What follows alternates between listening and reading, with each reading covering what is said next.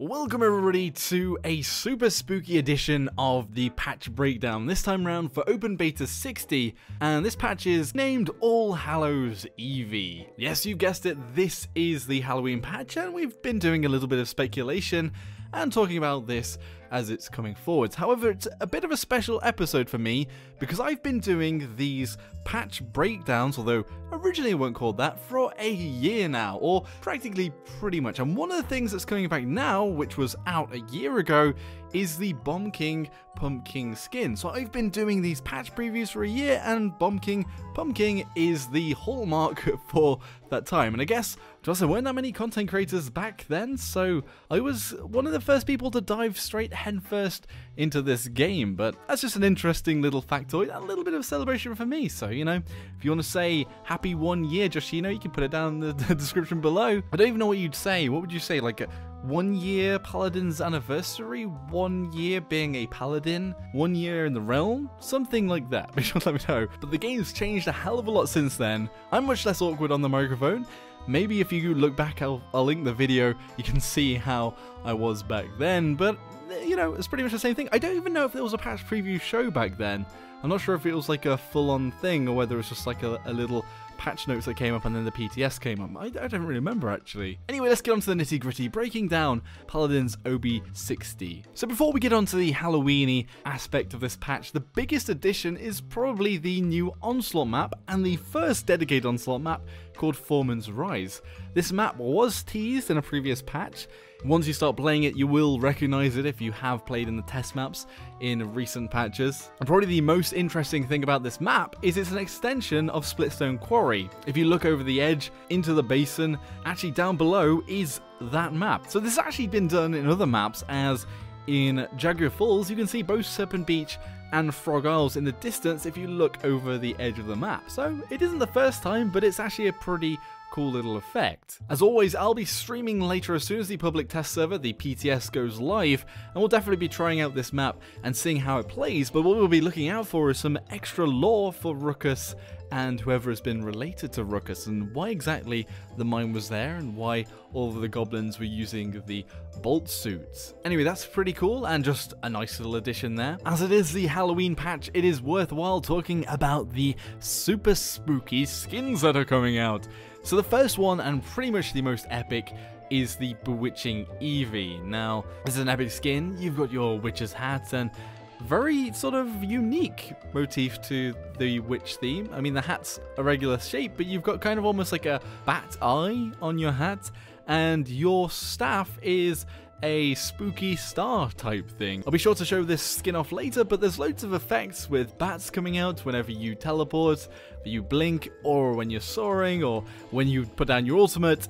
And honestly, this one is going to be cool, and the splash art is spot on. The other big one is Maldamba Wickerman. Now this one comes with a customized Sneck, your best friend and also weapon, and generally turns you into a sort of almost scarecrowy wicker kind of man, Maldamba man, and is also rather damn cool. It actually changes the effect, like with the gold on the floor and stuff, and that's pretty awesome. There's a Strix Raven, probably my second favorite at the moment, just because I don't particularly like the Strix default all that much, but this looks pretty damn epic. It's got like a bony raven beak mask type thing, you've got red eyes underneath, and actually you can take off the bony mask and just have sort of like a mask over your face, a sort of canvas with glowing red eyes. It's really just a dark theme for him and a raven theme for Strix. There's also the little box of horrors. Now this is the chest which holds the Blight Bark, which is an uncommon skin for Grover, which is basically just a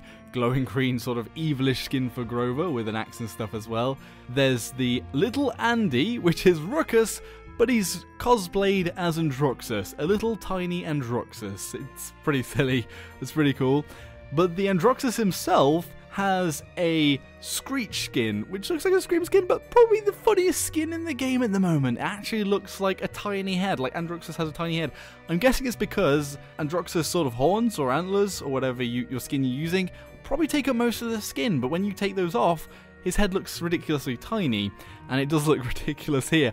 I don't know whether this is going to be a bit of an advantage, because it almost sets it into a hood. It's like a little scream mask in a hood, and it's harder to pinpoint the head, or it's a bit off-putting as to where exactly it is. It's almost like Ruckus going for headshots on Ruckus. It's a bit harder because his head is like this little goblin in a massive mech. Then there's a ghoulish goalie Genos, which is I guess like a horror hockey mask type thing. Parasite Ceres, which just looks silly. It's like an octopus on Ceres' head. Torvald has a gravestone just on his back. The Grave Robber's Spoils, which is rather silly. That's part of the change to Torvald. It's still a bit confusing that you go into the head accessory and you put a backpack in.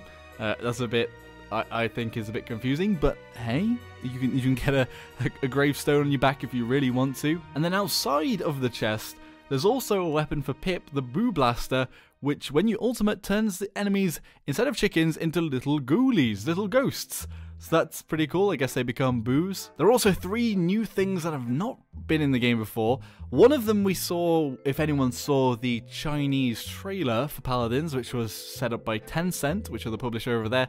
But in that trailer, Bomb King sort of did a roar and went, ah, roar, type of thing, which was ridiculous. But now you can actually get that in the game. Drogoz has the Raging Beast. Well, actually, sorry, the Bomb King was Royal Wraith. Drogoz has Raging Beast, which actually sort of stamps his feet down and puts his rocket launcher into the ground and sort of is as a beast. And then there's also the Grover one, which is called Nature's Fury, which kind of looks like he's trying to do a King Kong impression, although I'm sure people on my Discord were trying to draw links with Winston, so well, you can put your rage into the chat below if you really want to. In the VIP section this time around, there's a Nightmare mount, a new mount in the realm. It's basically just a spooky mount with sort of like ghostly glowing on their hooves. That looks just kind of cool. There's a Bruce Buffer announcer pack for the game, and this is the official Octagon announcer for UFC events. Although, I'm not gonna lie guys, I'm not sure if this one's for me. It was quite funny listening to him to try and pronounce Paladins. He went sort of, Paladins! It's almost like reading a language you don't know, I guess, could be the sort of comparison there. Anyway, that's one thing you can get. But Pip's also got a dance, which is called Get Clucked, which basically you just do the chicken dance. It's pretty cool. And this time round, rotated into the VIP section is the Ying Genie collection. Something interesting to mention is that the Maldamba and the Strix skins come in a new quest line. So the new quest line is called A Knight's Haunting, and if you heal for 200,000 health, the reward will be the Wickerman Spray and unlocks Toil and Trouble quests. So when you go into Toil and Trouble, you win 10 games, and the reward is Strix Raven Talon Rifle and unlocks Give 'em a Scare quest. Then you do Give 'em a Scare, you get 40 kills, and then your reward is the Strix Raven Champion skin. So basically you get the Maldamba skin, and then you have to grind out for the Strix skin, but they're together. And on the stream, on the dev preview, they said it was going to be 400 crystals, so it's actually not too bad. It's a bit like the Feudal Strife. And also, that will be closing, the quest lines will be closing, rewards will be given, and that collection will no longer be purchasable the next patch. So you better get on cracking if you haven't done the quest for that, if you want to unlock everything, and if you want to buy it before next patch, so probably about Wednesday. Just some general changes before we jump into the nerfs and buffs. One thing that people have been asking for ages is you can toggle character music volume. So you can literally turn down the rave made music. I know a lot of people have been annoyed about that, and yeah, it does get a bit grating every time you come into a game and there's a rave made, and it's always just like the wub wub. Yeah, not everybody's happy about that. Something pretty awesome is in chat, /R will now autofill the name, and you can cycle through past whisper contacts, which is really useful if you've ever tried to talk to somebody that's tried to talk to you in a game. It just makes it a lot more simple. They've also added sound notifications when you receive the messages and party invites and stuff. Probably for the best, but for somebody like me that might get spammed sometimes, I might have to turn that down a little bit. Again, they're adding more voice lines into the game. If you haven't noticed, the game's got a lot louder and champions talking all the time, and champions now will trigger automatically their voice lines whenever they get hit, or if they get flanked and stuff like that, or if they need healing. Sometimes they'll say it out loud. It won't come up in the text, but you'll hear them say it, which is just a nice little effect. And again, thank goodness they've changed the perspective of the initial round back to first person. I mean, it'd be nice to toggle it because it does look better going from third person onto your mount straight away, but it is so good at the start of the round to be able to shoot at the walls and stuff. when you start around, just to make sure that your aim is right and that you've got your muscle memory back. Just practicing is, I guess, what I do whenever I start a match, and not being able to do that in first person is rather annoying. Something that they haven't put into the patch notes, and I'm wondering about now, is they said in the developer chat a few days ago that they were removing the overtime timer in Onslaught, which I hope goes through for this patch, but we'll only know later when I stream, but that should be gone. Hopefully. Fingers crossed. What does everybody else think about the Onslaught timer? I know that it was tweaked last patch, but it was still kind of unnecessary. I always find that Onslaught's kind of my warm-up, or I'm just playing to chill, and the 10 minutes sort of cutoff point is good for me. I like that. I don't care if I lose or win, as long as I've been able to get some good gameplay in. So probably the biggest change in the nerf and buffs, the nitty-gritty now, is to Androxus. The Defiance has been taken out, finally. It was always kind of a redundant ability. It didn't really do a lot. You could do more damage with your left click, DPS especially, and sometimes if you're like trying to finish somebody off, they were close, you had 3 shots in your thing, you want to make sure you hit them and they were like, hey, it was a finisher. Sometimes it wasn't completely terrible, but most of it wasn't really ideal. But that's gone. It's out of there. Now you can be the One Punch Man himself, as you have a basic punch. Just a little punch. It's a quite close quarters, but not too low close quarters. It's like, say, a couple of meters away from the enemy where you punch and you get a hit on somebody, and that punch deals 700 damage and you quickly strike into them. I think what they've been doing with flankers recently is trying to buff their DPS and their burst damage and what they can do close to enemies, and I think this adds onto that as you'll be unloading a clip. Then you'll have that extra burst with your fist. It's actually more damage than a normal shot, so if you have a few shots and you can see that they're relatively low, you might be able to finish them off with that punch. Now that I've said one punch like this, the title theme's just spinning my head. Hero, da da da da da da da da da. Anyway, let's carry on. So that's actually been reworked, and also all the cards that go with it have been reworked. And actually some of these are really interesting because there was kind of a single Androxus loadout where it had like 3 cards that are important. The one with Nether Step heals, there's one where you reset Nether Step with your reversal, and then you also got the Nether Step ammo. So Defiance, being a little bit better, might have more options to pick things up. So Defiance reduces the cooldown Nether Step by 1, 2, 3 or 4 seconds if it hits the champion. This one's interesting because it could step in for the reset on the reversal, or could add to it. This is actually quite important because Another Step with the heal and Another Step is quite a big ability, and also that movement, that big vertical movement on a flanker is important to have back all the time. The second one, Marksman, Defiance generates 1, 2, 3 or 4 ammo if it hits a champion. I'm not entirely sure about this one because you're probably going to be using it as a finisher, so you're probably reloading afterwards anyway, but it could be an option. Vengeance, when you kill an enemy with Defiance, it grants you 200, 400, 600, 800 health. Because you have to kill somebody, I'm not entirely sure whether this one will be worthwhile. Spite, hitting an enemy with Defiance grants you 10, 20, 30 or 40% movement speed for 4 seconds.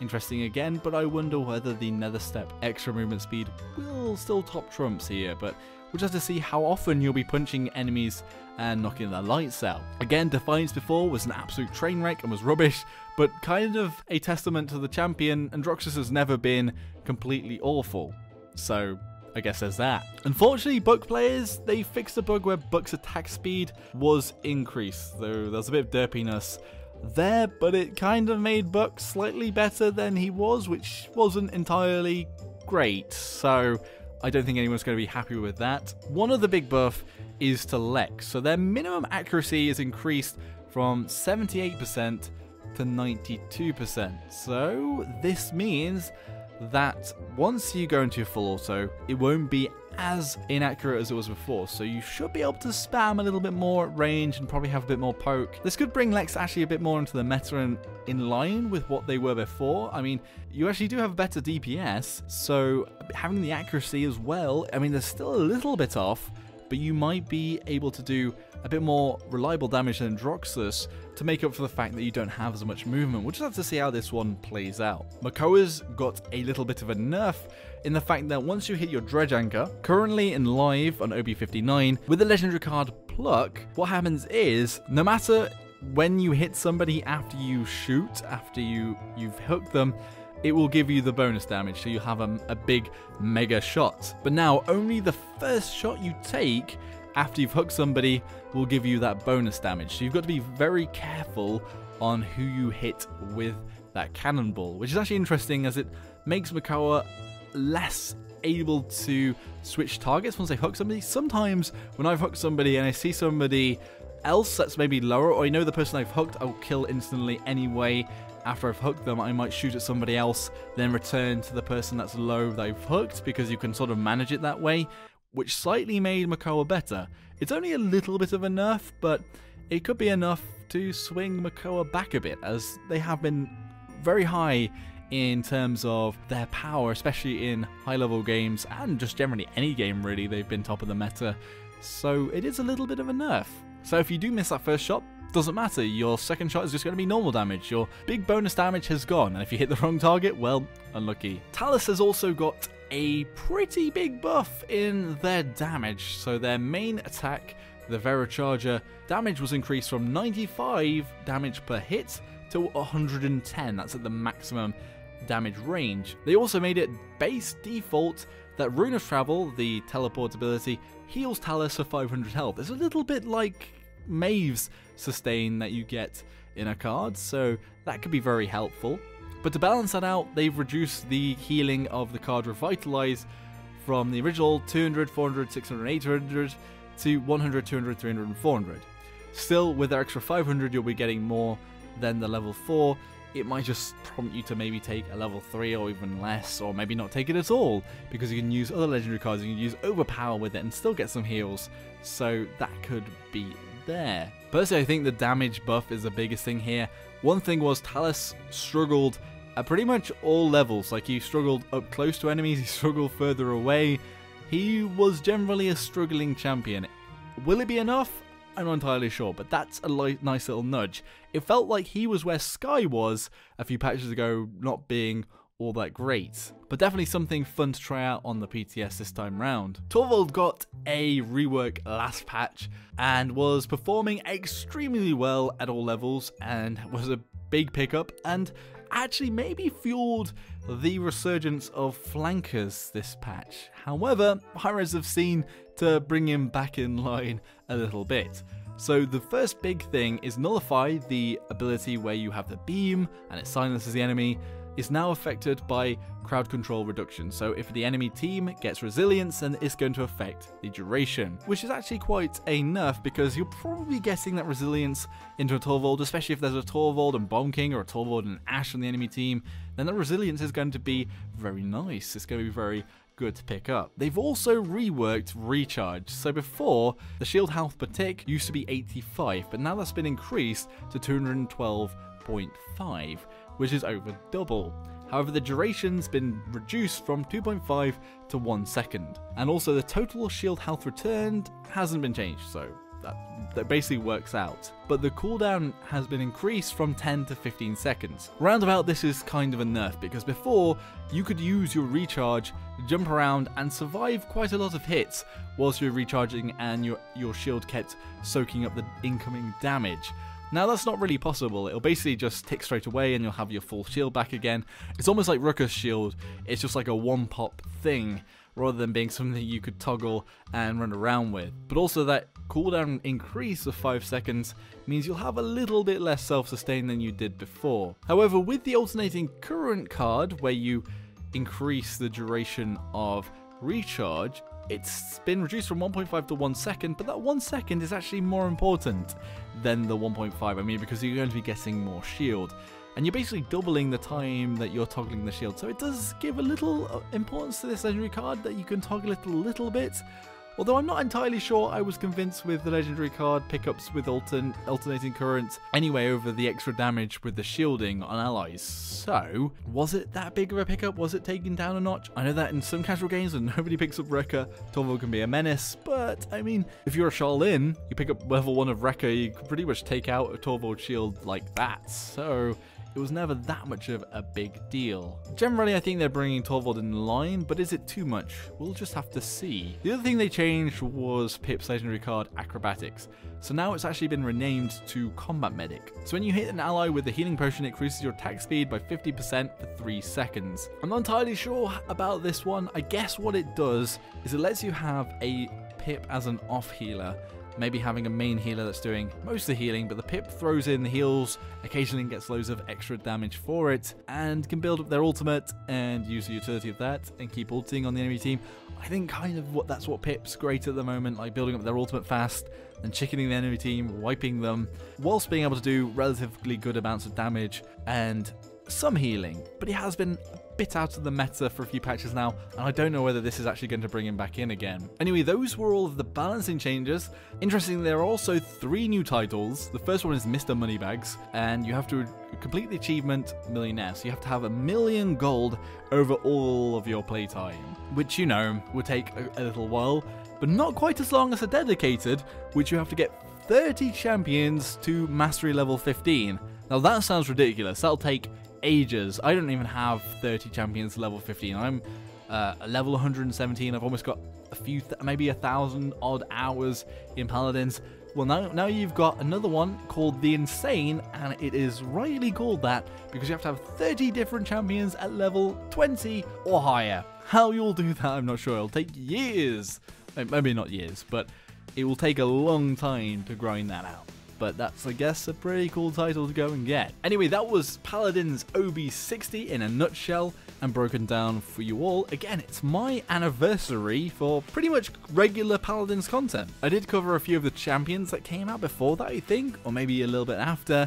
And I had done some videos comparing Overwatch and Paladins. I know, a bit of an old one there. But it's been a year, folks. It's been a pretty good year as well. Thank you all very much for sticking along for the year. You've all been very awesome, and anyone new, well, you can look back and cringe with me at Joshino 1 year ago. Anyway, what's everybody else's thoughts on Paladins OB60? Do you think there's maybe too many Eevee skins? I know that there's a lot of them. Actually, there's a lot of Pip skins as well, so they keep maybe Hi-Rez have got some favorites. Maybe we need to talk to them about that and maybe sort it out. But hey, yeah, let me know all of your thoughts in the comment section below. If you enjoyed the video, hit the like button, subscribe for more of my content, and I'll see you all next time. Thanks for watching, everybody. Joshino.